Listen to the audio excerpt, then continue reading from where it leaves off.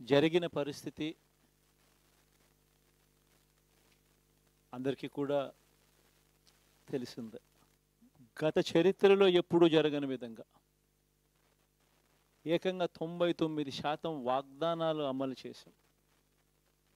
ఎప్పుడు జరగలేదు ఆంధ్ర రాష్ట్ర చరిత్రలో కానీ దేశ చరిత్రలో కానీ ఈ మాదిరిగా మేనిఫెస్టో అన్నది ఒక పవిత్ర గ్రంథంగా భావించి అదొక బైబిల్ గాను, అదొక ఖురాన్ గాను, అదొక భగవద్గీత గాను భావిస్తూ టిక్కు పెట్టమని చెప్పి ప్రతి ఇంటికి పంపించి టిక్కు పెట్టమని చెప్పి ప్రతి అడుగుతూ ఆ ప్రతి అక్క చెల్లెమ్మల ఆశీస్సులు తీసుకుంటూ ఆ ఇంట్లో ఉన్న అవ్వాతాతల దీవెనలు తీసుకుంటూ ఏ రోజు కూడా ఈ మాదిరిగా బటన్లు నొక్కడం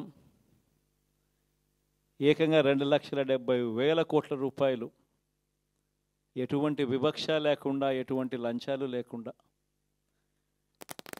ఏ నెలలో ఏమిస్తామో అని ముందే చెప్పి క్యాలెండర్ ప్రకటించి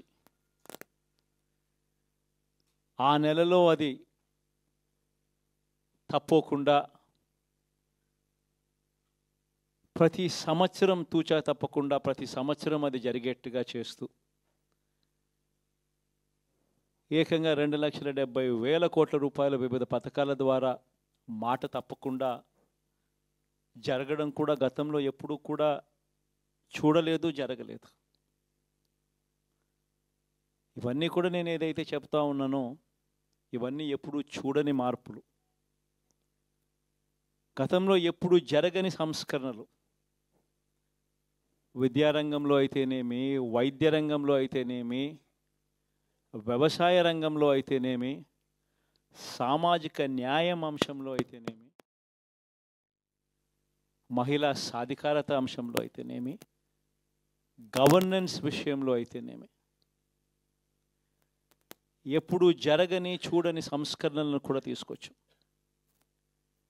ఇవన్నీ నేను ఏదైతే చెప్తా ఉన్నానో ఇవన్నీ మనం చేసి చూపించి ప్రజల మన్ననలు పొందిన తర్వాతే ఎన్నికలకు వెళ్ళాం. ఎన్నికల్లో ఏమైందో తెలీదు. 5 సంవత్సరాలు కళ్ళు మూసుకుంటే చాలా అయిపోయింది. 5 సంవత్సరాలు మళ్ళీ 2024 నుంచి 2029 కూడా అదే మాదిరిగానే కళ్ళు మూసుకుంటే 2029 కూడా కళ్ళు మూసుకుంటే వచ్చేస్తుంది. ఇవి మనం గుర్తుపెట్టుకోవాల్సిన అంశం ఏమిటి అని అంటే సినిమాలో ఓన్లీ ఫస్ట్ హాఫ్ మాత్రమే.